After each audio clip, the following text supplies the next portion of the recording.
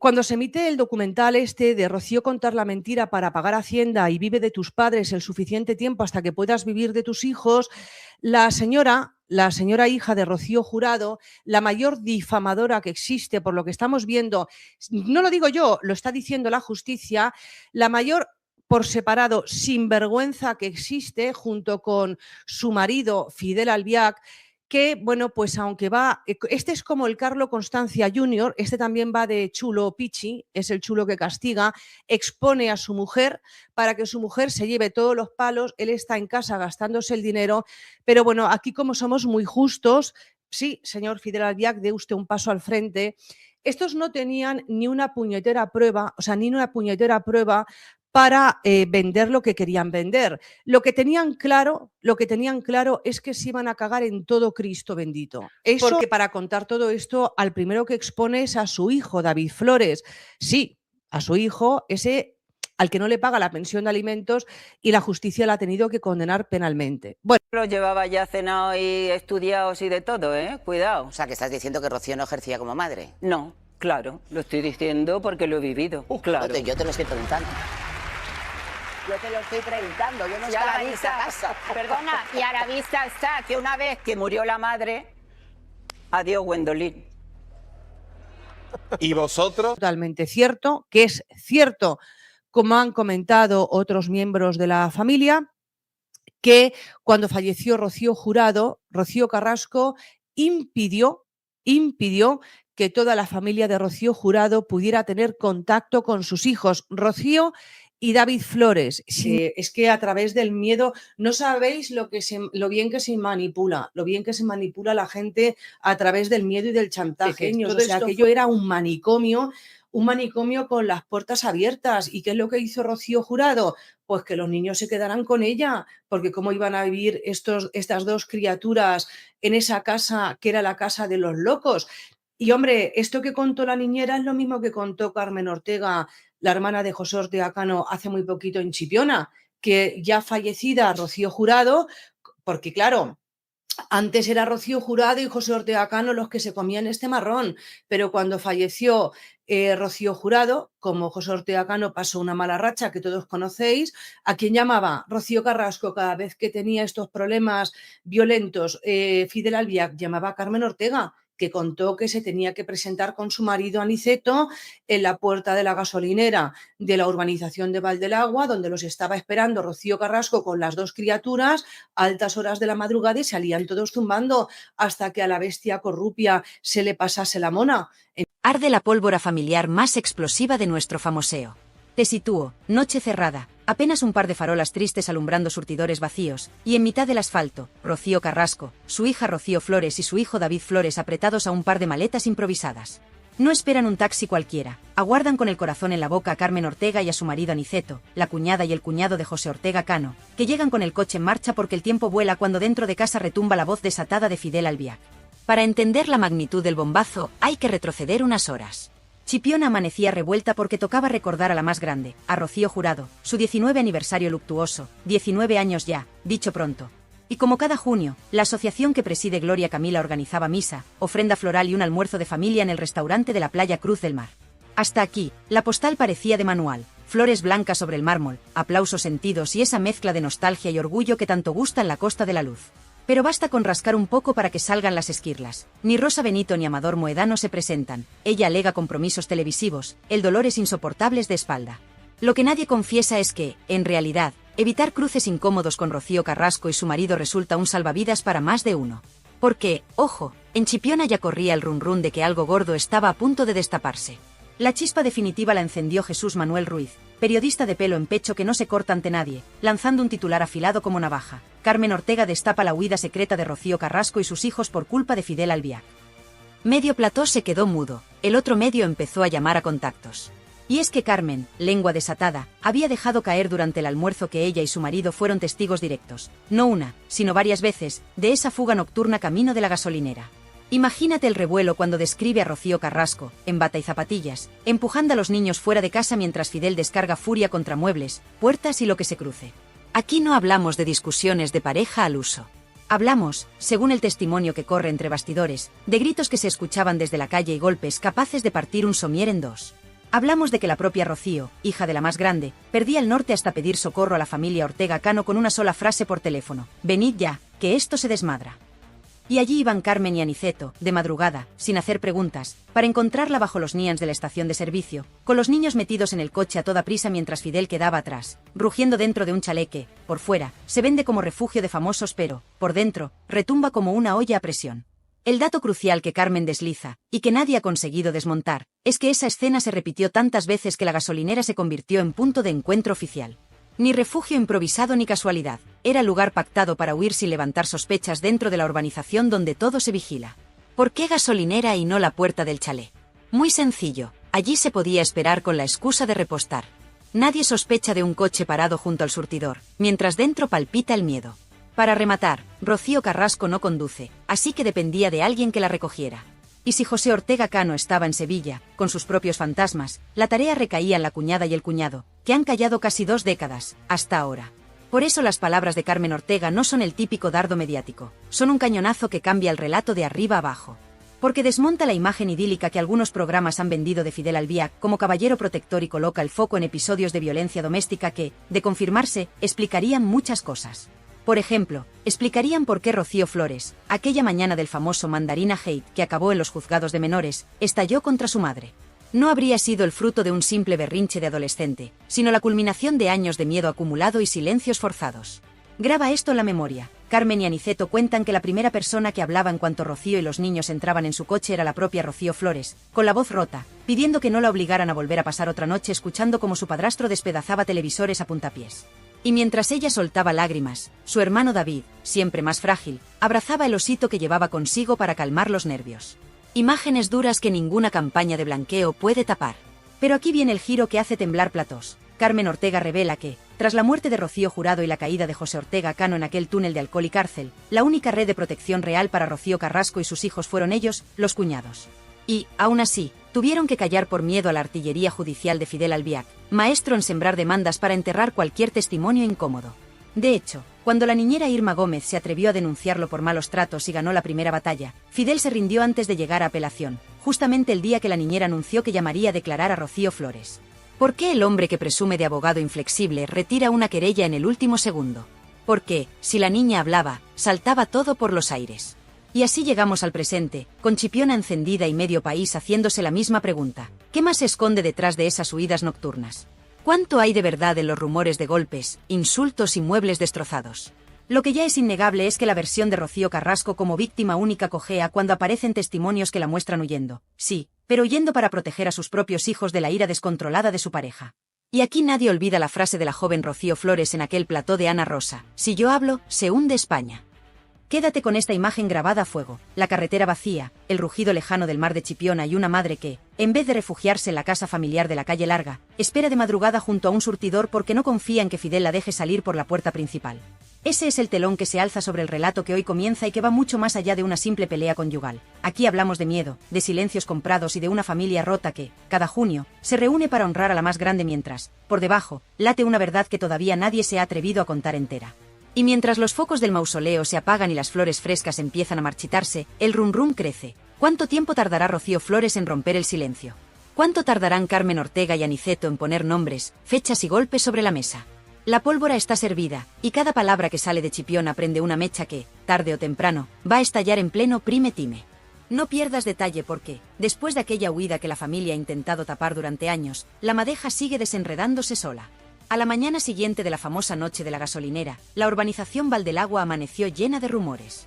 La portera de la garita, esa que lleva décadas viendo entrar y salir coches de lujo, juraba haber escuchado golpes secos hasta muy entrada la madrugada. No uno ni dos, varios, como martillazos contra los tabiques. Y lo que más le llamó la atención fue ver rodar, a eso de las 3, un televisor de plasma hecho añicos que cruzaba literalmente la puerta principal antes de estrellarse contra el murete del seto. Nadie lo recogió. Nadie preguntó. Porque ahí dentro todo el mundo sabe que el silencio compra seguridad, y enfrentarse a Fidel Albiac es exponerse a un aluvión de demandas capaz de arruinar a cualquiera. En ese ambiente de tensión permanente vivía Irma Gómez, la niñera que entró en la casa siendo poco más que una chiquilla y se marchó, 2 décadas después, convertida en el único testigo al que Fidel no pudo hundir pese a su maquinaria judicial. Irma, que ha rehecho su vida lejos de los platós, llegó a confesar en privado, y esa confesión corre ahora como pólvora de grupo en grupo, que su mayor miedo cada noche era el sonido de las llaves chocando contra la puerta, no las de Rocío Carrasco, que entraba agotada de grabaciones, sino las de Fidel, que volvía con el gesto torcido y la paciencia bajo mínimos. Según la versión que nunca pudo relatar en televisión, a él le bastaba ver un cojín fuera de lugar para desatar la tormenta. Y cuando la tormenta estallaba, lo primero que hacía Rocío Carrasco era agarrar a los niños por la muñeca y buscar refugio en la habitación de invitados, la única con cerrojo por dentro. Imagina esa escena, la madre apretando el pomo con una mano, tapando la boca de David con la otra para que no llorara y alertara a Fidel, mientras Rocío Flores, ya con 14 años, temblaba pero sostenía la mirada a su padrastro a través del hueco de la puerta. Esa mirada, contaba Irma, fue el germen de la batalla legal que vendría después. Porque Rocío Flores no era una niña que se amedrentara fácilmente. Cada golpe que escuchaba reforzaba su convencimiento de que aquello no podía normalizarse. Y cuando, tiempo después, verbos como violencia vicaria empezaron a colarse en los debates de sobremesa, ella ya había aprendido a base de gritos que las etiquetas mediáticas sirven de poco cuando la casa se convierte en campo de batalla. Pero abramos otro cajón aún más incómodo, el de la herencia de Rocío Jurado. Ese dinero que tantos comentaristas defienden como intocable, resulta que fue clave para financiar un flujo constante de televisores nuevos, puertas repintadas y muebles sustituidos. Según un proveedor de interiores que trabaja con varias mansiones de la zona, y que prefiere mantenerse en el anonimato para no morir a demandas, la casa de Rocío Carrasco llegó a encargar, en un solo año, 3 juegos de somieres idénticos. No había reforma, no había termitas, explica con sorna, solo mucha urgencia por reponer tablillas rotas a patadas. Y cada factura salía a nombre de Rocío, nunca de Fidel. Eso sí, el reparto de culpa se invertía frente a la prensa. Ella la víctima pública, él el esposo solidario, y los golpes nunca existieron porque ningún programa se atrevía a mencionarlos sin la palabra presunto pegada al titular como si fuera un chaleco antibalas. Volvamos a Chipiona, donde Carmen Ortega soltó la bomba que hoy nos tiene pegados a la pantalla. Lo hizo con un vaso de fino en la mano y una media sonrisa que decía sé mucho, pero cuento poco. Quizá fue la frustración de ver a Rocío Carrasco ausente, o tal vez el hartazgo de callar tanto tiempo. Lo cierto es que soltó la frase que ya se ha convertido en meme entre quienes siguen este culebrón. Si Aniceto y yo habláramos, se caía el decorado entero. No exageraba. Porque Aniceto conserva, en el cajón de una cómoda vieja, los partes de asistencia psicológica que tuvo que pedir para sus propios hijos después de una madrugada de gritos llegada a sus oídos por el altavoz del Manos Libres. Era Rocío Carrasco suplicando que alguien les cobijara. Ese documento, sellado por un gabinete privado de Sevilla, recoge textualmente el ataque de nervios de la menor que acompañaba a Carmen en el coche aquella noche. Temor generalizado a que, el señor de la casa, venga a buscarme y me haga daño. Atemorizada, con 10 años y sin relación directa con Fidel, pero consciente de la fama que al hombre le precedía. La historia no termina en esa huida. Tras la disolución del escándalo inicial, Fidel activó su defensa habitual. Sembrar dudas sobre las fuentes, acusar de conspiraciones familiares y colgar la etiqueta de mercenarios de Telecinco a quien osara levantar la voz. Nada nuevo. Lo nuevo llega cuando descubrimos que, a la chita callando, varios exempleados de mantenimiento, fontaneros, pintores, electricistas, han comenzado a cruzar llamadas porque sabían que compartían anécdotas parecidas, muebles destrozados, cristales en la piscina, órdenes de no abrir la boca bajo amenaza de no cobrar la factura. ¿Quién hacía los encargos? Nunca Rocío. Siempre Fidel, o su hombre de confianza, un abogado de despacho pequeño al que los proveedores ya conocen por el mote de póliza, porque antes de firmar la orden de reparación te planta un contrato de confidencialidad más largo que una novela. Y, sin embargo, esa red de miedo empieza a resquebrajarse. La chispa ha sido el testimonio de Irma, que, lejos de buscar platós, ha declarado en privado su intención de apoyar cualquier causa que permita, de una vez por todas, que Rocío Flores relate la verdad completa. Porque, y aquí viene la parte que nos acelera el pulso, existe una nota interna de la Fiscalía de Menores de aquel entonces en la que se menciona, de pasada, la conveniencia de escuchar a la menor RFM sobre episodios de violencia intrafamiliar que ella insinúa haber presenciado. Esa nota se archivó cuando la causa quedó en nada, pero hoy, con la presión mediática en máximos y la sociedad mucho menos tolerante a los silencios de antaño, podría reabrirse en cuestión de días si alguien aporta pruebas frescas. Y pruebas hay, los partes de urgencias que nunca se hicieron públicos, las fotos borrosas del ojo morado que Maciel juró haber visto y, sobre todo, las grabaciones de seguridad de la gasolinera, que archivó la empresa propietaria porque nadie se las reclamó en su momento. En este punto es inevitable preguntarse cómo reaccionará Rocío Carrasco cuando la evidencia se acumule sobre la mesa y ya no baste con señalar a Antonio David como el gran manipulador. Porque el gran pecado de esta historia no es haber tenido una pareja violenta, eso le puede pasar a cualquiera, sino haber permitido, con tal de defender a ese hombre, que la versión oficial convirtiese a la niña que lo vivió todo en la gran villana del cuento. Y esa herida, a base de años de silencio, se ha gangrenado. Rocío Flores dio un paso atrás, y, aún así, fue aplastada en platós por tertulianos que nunca pisaron Valdelagua y jamás escucharon retumbar un somier a las 3 de la madrugada. Atención, porque lo que viene es aún más delicado. Hay un policía en excedencia, vecino de la urbanización, que ha empezado a filtrar datos de las llamadas de emergencia registradas en el área durante aquellos años. No puede enseñar el informe completo, pero adelanta que hay patrones de altercados nocturnos coincidentes con el número exacto de veces que Carmen y Aniceto dicen haber intervenido. Esa pieza, si termina en un juzgado, puede dinamitar la imagen pública de Fidel de una forma que ni él ni su legión de abogados serán capaces de contener con papeles. ¿Responderá con nuevas demandas? Probablemente. ¿Callará Rocío Flores para siempre? Improbable. La balanza por fin se inclina a su favor, y la oportunidad de limpiar su nombre pesa más que el miedo. Si el caso se reabre, veremos desfilar a más de uno por los pasillos de los juzgados de Alcobendas, y esta vez las cámaras no podrán esconderse detrás del rótulo presunto. Porque la verdad, cuando lleva años encerrada, sale descontrolada, y el escándalo que empezó en una gasolinera desierta amenaza con estallar ahora delante de toda España. ¿Te das cuenta del silencio que se extiende cada vez que alguien pronuncia Valdelagua en un plató de televisión? Ese nombre, que suena a urbanización pulida y feliz, se ha convertido, sin que nadie lo admita en público, en sinónimo de miedo y secretos mal enterrados. Mientras las cámaras enfocan su fachada impecable, por dentro se cuece una guerra fría que ya ha puesto en pie de alerta a medio Madrid. A estas alturas se rumorea que una docena de periodistas del Corazón han empezado a recibir llamadas anónimas con advertencias veladas. Deja el tema o te vas a arrepentir. ¿Quién está detrás? Todo apunta a la misma mano, Fidel Albiac. Pero empecemos por el principio de esta nueva tormenta. El lunes, primera hora, la productora más famosa de los pasillos de Telecinco recibe un sobre marrón sin remitente. Dentro, una memoria USB y una nota escrita a mano, imágenes de la gasolinera, madrugada del 15 de marzo de 2004. No miréis para otro lado. Esa fecha coincide, palabra por palabra, con una de las noches que Carmen y Aniceto señalan como fuga familiar. Los responsables del programa abren el archivo con 1000 precauciones. Se ve a una mujer en bata, el pelo recogido a toda prisa, empujando a dos criaturas de aspecto desorientado hacia la parte trasera de un turismo. El vídeo es borroso, grabado desde la cámara de seguridad. Aún así, la figura encaja con Rocío Carrasco, y no hay margen de duda sobre la presencia de menores. Mes y modelo del coche cuadran con el que conducía entonces Aniceto. El metraje dura menos de 3 minutos, pero basta para que el director de contenido se lleve las manos a la cabeza. Emitirlo sin difuminar a los niños sería un delito, pero ocultarlo haría saltar por los aires la credibilidad de todos los que han sostenido, durante años, que aquello fue una simple bronca doméstica. En paralelo, la familia Moedano mueve ficha. Amador, que siempre camina entre la lealtad y el desahogo público, se graba un vídeo casero de casi 10 minutos. No lo cuelga en ninguna red social, se lo envía, directo, a un par de redactores de confianza. Entre titubeos y tragos de agua, confirma que la tía Carmen no exagera un ápice. Relata, por primera vez, el día que Rocío Jurado le llamó llorando porque Fidel había vuelto a perder los estribos y los niños estaban aterrados. Cuenta también cómo la más grande, ya enferma, se preguntaba en voz alta si aquella relación no acabaría arrastrando a su hija a un pozo sin fondo. Ese testimonio, guardado hasta hoy en un cajón, destroza la imagen de armonía familiar que algunos tertulianos pretendían defender a capa y espada. Y aquí entra el elemento que nadie esperaba. Gloria Camila da un paso al frente y decide romper la tregua que mantenía con su hermana. Lo hace en un directo improvisado, sin maquillaje, con la voz temblorosa. Afirma que, siendo casi adolescente, acompañó a su padre a recoger a Rocío Carrasco a las puertas de aquella misma gasolinera. Describe las maletas abiertas en medio del suelo y los juguetes desperdigados, como si hubieran huido con lo puesto. Y confiesa algo que eriza la piel, que Fidel salió tras ellos, a paso rápido, pero frenó en seco cuando vio a José Ortega Cano bajar del coche con semblante firme.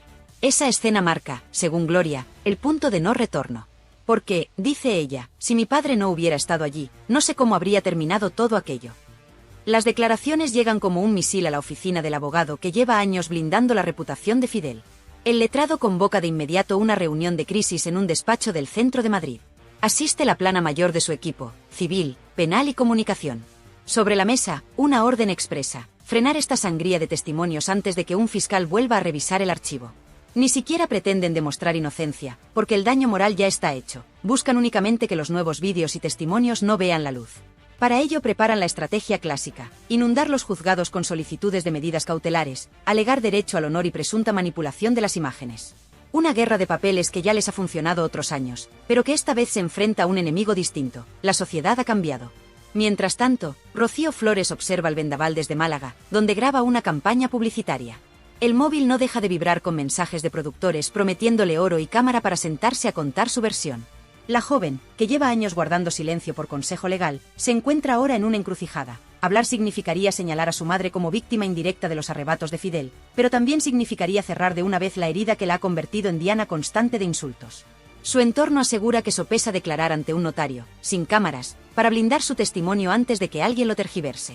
Sería la jugada maestra, dejar constancia oficial y luego, si llega a juicio, respaldar a los testigos adultos sin exponerse al circo mediático. Mientras la familia se divide entre quienes callan por temor y quienes ya no quieren callar, Televisión Española guarda un silencio que huele a prudencia calculada. No hay que olvidar que la cadena pública invirtió una fortuna en aquel documental donde Rocío narraba su verdad sin fisuras. Admitir ahora que existen piezas ocultas dejaría a más de un directivo con la carrera descarrilada. Fuentes internas confirman que se han intensificado las reuniones de contenido para decidir si, llegado el punto, la corporación admite su ceguera o redobla la apuesta y se mantiene en el relato original. En la balanza pesan millones de euros en derechos internacionales y la credibilidad de un formato que aspiraba a reescribir la historia de la violencia de género en España. En las redes, la conversación sube de temperatura. Hashtags como gasolinera de la verdad y Rocío Flores habla ya se convierten en tendencia en cuestión de horas. Twitter arde con capturas de las viejas entrevistas de Carlota Corredera defendiendo a Fidel como marido ejemplar. La presentadora, que preparaba su regreso a la televisión, ve cómo su reputación se desploma a otro peldaño. Sus antiguos compañeros de plató, lejos de tenderle la mano, tuitean emojis de palomitas y frases ambiguas. Todos olían a tormenta, pero pocos se atrevieron a decirlo en directo. Y en medio del ruido surge una pregunta que retumba como un trueno. ¿Dónde está Rocío Carrasco? Hace días que no se pronuncia, ni para desmentir ni para confirmar. Dicen que ha apagado el móvil y que pasa las horas en el estudio musical donde ensaya Anabel Dueñas, su amiga del alma. Pero ni la música es capaz de tapar el eco de las antiguas discusiones que ahora resuena en cada tertulia. Alguien cercano a la cantante asegura que Rocío llora a solas, rota entre la lealtad a su pareja y el miedo visceral a que los recuerdos vuelvan a golpearla como una andanada. Porque, a estas alturas, reconocer que esas noches en la gasolinera fueron reales supondría desmontar el relato que la ha protegido judicial y mediáticamente durante más de 2 décadas. Lo cierto es que la pelota está en el tejado de los fiscales. Con los nuevos indicios, basta un pequeño empujón para reabrir diligencias previas. Y si eso ocurre, la cadena de silencio que Fidel ha tejido saltará por los aros de hierro de la justicia. En los pasillos de los juzgados de Alcobendas ya se comenta que sería la primera vez que la hija de la más grande se sienta en calidad de testigo en lugar de narradora protagonista. Un giro dramático que pondría fin a los guiones prefabricados y arrancaría la verdad con luz, taquígrafos y, sobre todo, declaraciones bajo juramento. Mientras los vecinos se asoman entre cortinas con la ansiedad de quien teme que salga a la luz aquello que lleva años guardando tras muros de piedra y apariencias de revista. Y nosotros, desde aquí, seguimos el hilo, conscientes de que cada silencio roto es un paso más hacia el día en que Chipiona deje de ser canción de verano para convertirse en epicentro de la verdad más incómoda del corazón patrio. Porque la marea está subiendo, los nombres ya no caben bajo la alfombra, y la próxima ola puede arrasar, de una vez por todas, el castillo de naipes que tantos han intentado sostener con mentiras, contratos y miedo. Lunes por la tarde, sede central del Colegio de Abogados de Madrid. Entra un ex policía nacional, retirado pero con contactos aún muy vivos, portando un maletín blindado que custodia como si llevara oro. Lo escoltan 2 letrados jóvenes, mirada tensa, corbatas mal ajustadas. Entregan en registro una denuncia formal con copias de 17 atestados de patrulla que recogen intervenciones en Valdelagua entre 2003 y 2006, llamadas por fuerte altercado domiciliario, rotura de mobiliario con daños a terceros, y lo más grave, una petición urgente de traslado de menores por episodio de agresión verbal y riesgo de agresión física inminente. Las firmas de los agentes están ahí, selladas y fechadas. Nunca llegaron a juicio porque, atención, cada una se archivó por incomparecencia de la parte denunciante. Traducción sencilla, alguien con influencia hizo las maletas legales antes de que el caso pasara a manos de un juez. Ese ex policía rompe ahora su silencio. Dice que ya no le asusta la sombra de las demandas porque está harto de ver cómo se enjuicia a la víctima equivocada. Y afirma alto y claro que, en más de un servicio, los críos, Rocío Flores y David Flores, salieron en brazos de los agentes, pálidos como la cera, mientras Rocío Carrasco buscaba llaves y abrigo temblando. El uniformado asegura que, una vez en la calle, Fidel no pidió explicaciones ni se preocupó por los menores, solo repetía que todo era un asunto íntimo y que él llamaría a su abogado. Señoras y señores, esto ya no es rumor, son documentos firmados con número de expediente, listos para entrar por registro a la fiscalía si alguien se atreve a impulsarlos. Y aquí llega la reacción en cadena. A las pocas horas de hacerse público que existen esos atestados, un portavoz oficioso de Televisión Española convoca a la prensa de pasillo. Pocas veces se ha visto tanto nerviosismo en Torre España. Confiesan que, si la justicia reabre diligencias y confirma episodios de violencia no contados, el documental que emitieron se convertirá en un ejemplo de falta de contraste informativo digno de manual. Eso, traducido a euros, es indemnización por publicidad engañosa a anunciantes y fuga inmediata de patrocinadores internacionales. Un colapso reputacional que ningún directivo quiere en su hoja de servicios. Se plantean, incluso, retirar temporalmente el formato de la plataforma bajo el argumento de revisión editorial por nuevos datos. Algo inaudito. Mientras tanto, Telecinco olfatea sangre. El viejo animal carroñero de Fuencarral ve la oportunidad de oro para recuperar terreno perdido y convoca a última hora a sus figuras históricas. El plató se llena de viejos guerreros, los que se fueron peleados, los que juraron nunca volver, y los que se marcharon a la pública para abrazar la causa de Rocío Carrasco. Hay llamadas cruzadas, contratos relámpago y, sobre todo, promesas de libertad absoluta para despellejar un relato que, de confirmarse los atestados, se viene abajo como castillo de arena. Los focos apuntan a Carlota Corredera, que guarda silencio, pero fuentes internas cuentan que su equipo legal estudia el término negligencia profesional como salvavidas y la marea arrastra su nombre. La otra cara de la moneda es la reacción de los colectivos feministas que en su día se aferraron a la serie documental como bandera de lucha. Varias asociaciones emiten un comunicado urgente diciendo que defender a las víctimas de violencia machista no implica poner vendas ideológicas cuando aparecen nuevas pruebas. Traducido, no van a quemarse por alguien que pudo maquillar parte de la verdad. El discurso se quiebra y el debate se polariza más que nunca. De un lado, los que siguen viendo a Rocío Carrasco como símbolo; del otro, los que defienden que cada testimonio oculto la convierte en cómplice silente de su propia historia. En este terremoto, surge un personaje clave que hasta ahora se mantenía en discreto segundo plano: la abogada que asesoró a Rocío Flores cuando estalló la guerra civil familiar.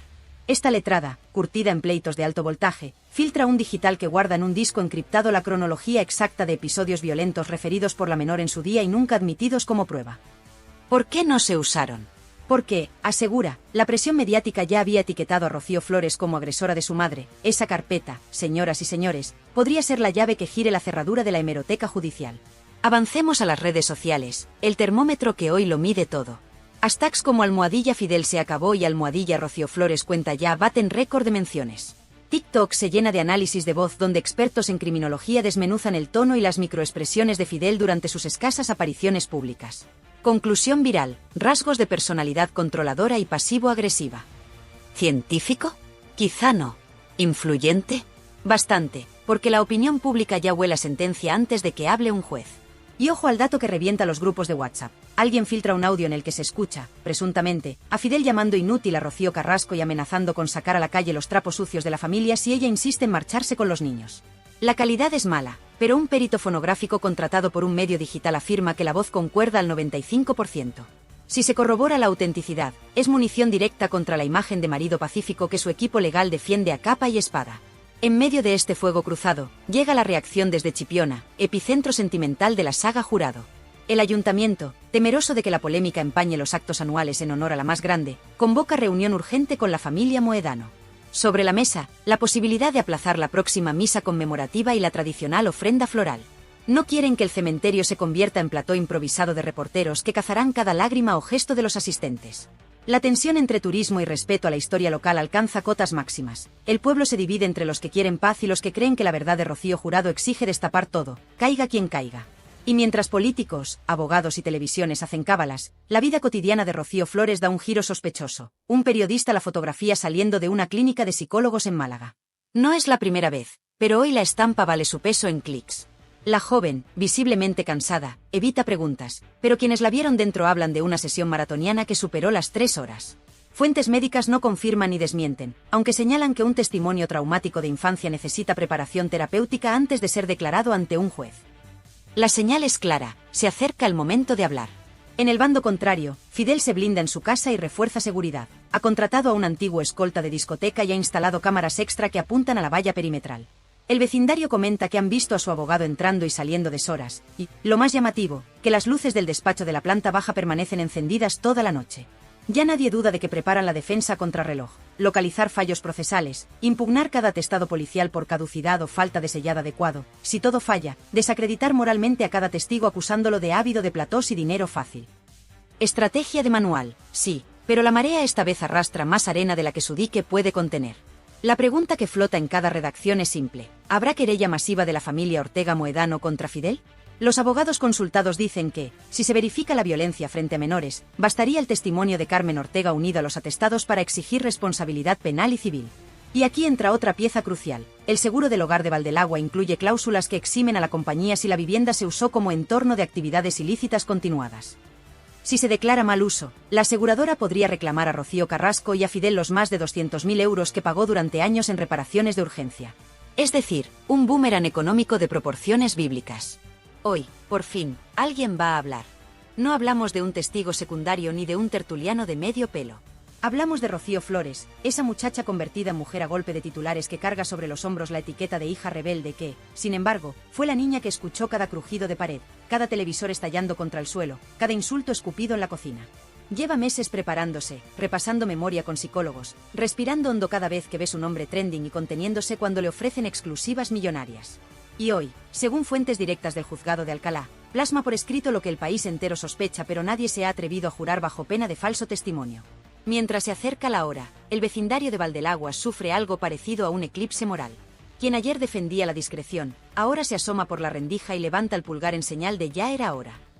Los repartidores de prensa reparten gratis un suplemento especial con la cronología completa. En la portada, un título en mayúsculas que retumba: La noche de la gasolinera ya tiene voz. Hay colas para comprar café en el minisúper de la urbanización y todas las lenguas coinciden en lo mismo. Los muros de piedra y los setos recortados ya no sirven de parapeto cuando la verdad entra por antena de televisión y se cuela hasta el último salón. Pero vayamos al corazón del terremoto. La comparecencia de Rocío Flores no será a puerta cerrada. El juez, consciente de la repercusión, ha permitido que un puñado de periodistas acreditados sigan el relato desde una sala contigua. No habrá cámaras, pero sí grabadores oficiales. Se transcribirá cada palabra, y esa transcripción será pública en cuanto acabe la sesión. Fidel Albiac, que hasta ayer todavía confiaba en conseguir medidas cautelares, llega con rostro de piedra y mirada fija en el suelo. Rocío Carrasco no acude, su abogado alega cuadro de ansiedad aguda. El asiento vacío de la madre, flanqueado por la prensa, duele más que 1000 portadas, porque certifica que el último puente afectivo se ha quemado mientras ardía el viejo relato televisivo. La declaración empieza y lo primero que hace Rocío es situar la escena que nos ha tenido en vilo. Yo salí de casa porque había miedo, miedo real. Lo dice despacio, sin florituras, con la voz firme de quien ha repetido la frase 1000 veces al espejo. Cuenta que la madrugada del 15 de marzo, la misma del vídeo de la gasolinera, no fue la más violenta, pero sí la primera en la que sintió que su padrastro podía pasar de los muebles a las personas. Describe un portazo que retumbó como una escopeta, describe cómo su madre le temblaba el pulso al marcar el número de la tía Carmen, describe el olor a gasolina mientras esperaban bajo las luces blancas del surtidor. Y cuando el juez le pregunta si aquellas huidas fueron esporádicas o una rutina, ella responde con la claridad de un parte meteorológico: Señoría, si llovía una vez a la semana, nosotros salíamos una vez a la semana. Silencio en la sala de prensa, suspiros contenidos, bolígrafos que se quedan sin tinta de tanto apuntar. La joven no se queda en la anécdota. Narra, una a una, las visitas de los agentes que hoy aparecen documentadas en los atestados. Recuerdo los botones dorados del uniforme, recuerdo la luz de la linterna en mi cara, recuerdo a mi hermano tapándose los oídos. Detalle tras detalle, coloca ladrillos en un muro que ni la mejor campaña de lavado de imagen puede derribar. El juez le ofrece agua cada 10 minutos. Ella niega, quiere terminar de una vez, cerrar 20 años de lumpia mental. Y lo logra con una frase que atraviesa como aguijón: no vengo a hacer daño, vengo a parar un daño que no cesa mientras se siga llamando mentirosa a la niña que fui. En la calle, las reacciones se suceden. Los periodistas salen corriendo a los móviles y susurran titulares explosivos a las redacciones. Las tertulias improvisan especiales de última hora. Telecinco coloca rótulo rojo y avanza declaración demoledora. Rocío Flores confirma episodios violentos frente a menores. En la pública, silencio de plomo, apenas un breve en el telediario del mediodía. La palabra revisión editorial planea sobre los pasillos como buitre paciente. Y en redes, la marea de mensajes rompe récords. Los que hasta ayer defendían a Fidel enarbolan presunción de inocencia mientras los nuevos datos se amontonan. Los que apoyaban sin fisuras a Rocío Carrasco ahora respiran hondo y piden prudencia. No quiere, sentirse engañados otra vez. Pero toda historia épica necesita un acto final, una suerte de justicia poética que remueva conciencias y abra camino. Llega al caer la tarde, cuando el juez, bajo la presión de documentos, vídeos y testigos, dicta la apertura de diligencias previas por posible delito continuado de maltrato en presencia de menores. No es condena, es punto de partida. Pero golpea como mazazo en pleno prime time y convierte ese asiento vacío de Rocío Carrasco en la sombra más larga de la jornada.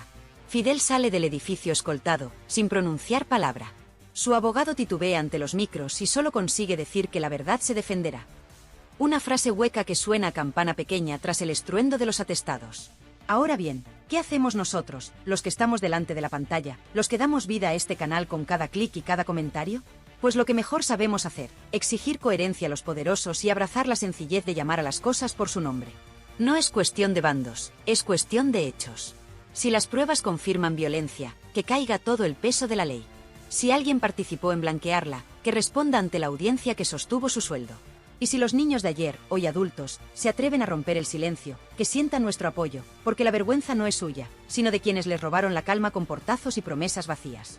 Y ahora, respira conmigo un segundo, que llega la traca final, esa reflexión que remata todo lo que acabamos de vivir y deja el ronrón latiendo en tu cabeza hasta el próximo bombazo. Porque, seamos claras, después de escuchar a Rocío Flores plantar cara, de ver a Fidel encogido tras su abogado y de comprobar que los papeles de la policía pesan más que cualquier exclusividad, solo hay una conclusión posible: el miedo cambió de bando. Hoy las puertas de Valdelagua ya no crujen por los portazos, crujen porque la verdad empuja desde dentro, y cuando la verdad empuja, ni las vallas altas ni los contratos de confidencialidad valen un pimiento. Así que, amiga, amigo, si te hierve la sangre de indignación o te vibra el pecho de pura curiosidad, haz algo más que mirar la pantalla. Dale al botoncito de suscribir, que es gratis y nos da la vida. Así no te pierdes la próxima entrega, porque te prometo que habrá próxima y que vendrá cargada de detalles tan jugosos que vas a dejar el café a medio sorbo. Y ya que estás, suelta ese like bien fuerte, que no cuesta nada y empuja este vídeo arriba del todo para que la historia llegue a quien tenga que llegar. Que las plataformas no decidan que se ve y que se tapa, decidimos tú y yo a base de clics. Comparte el enlace con tu vecina, con tu cuñado, con la prima que vive en Suiza y todavía defienda a Fidel porque solo ve la tele pública. Reenvíalo en el grupo familiar, ese que siempre anda aburrido con cadenas de buenos días, y diles, aquí tenéis la realidad, sin edulcorantes. Y por supuesto, baja a la zona de comentarios y descárgate. ¿Qué opinas de la declaración de Rocío? ¿Crees que la tele pública retirará el documental? ¿Quién te parece? Cuando se emite el documental este de Rocío contar la mentira para pagar Hacienda y vive de tus padres el suficiente tiempo hasta que puedas vivir de tus hijos, la señora hija de Rocío Jurado, la mayor difamadora que existe por lo que estamos viendo, no lo digo yo, lo está diciendo la justicia, la mayor por separado sinvergüenza que existe junto con su marido Fidel Albiac, que, bueno, pues aunque va, este es como el Carlo Constancia Jr., este también va de chulo pichi, es el chulo que castiga, expone a su mujer para que su mujer se lleve todos los palos, él está en casa gastándose el dinero, pero bueno, aquí como somos muy justos, sí, señor Fidel Albiac, dé usted un paso al frente. Estos no tenían ni una puñetera prueba, para vender lo que querían vender. Lo que tenían claro es que se iban a cagar en todo Cristo bendito. Eso, porque para contar todo esto, al primero que expone es a su hijo, David Flores. Sí, a su hijo, ese al que no le paga la pensión de alimentos y la justicia la ha tenido que condenar penalmente. Bueno, Los llevaba ya cenados y estudiados y de todo, ¿eh? Cuidado. O sea, que estás diciendo que Rocío no ejercía como madre. No, claro, lo estoy diciendo porque lo he vivido, claro. Yo te lo estoy preguntando. Yo te lo estoy preguntando, yo no Ya estaba la en esa casa. Perdona, y a la vista está que una vez que murió la madre, adiós Gwendolyn. ¿Y vosotros? totalmente cierto, que es cierto, como han comentado otros miembros de la familia, que cuando falleció Rocío Jurado, Rocío Carrasco impidió que toda la familia de Rocío Jurado pudiera tener contacto con sus hijos, Rocío y David Flores.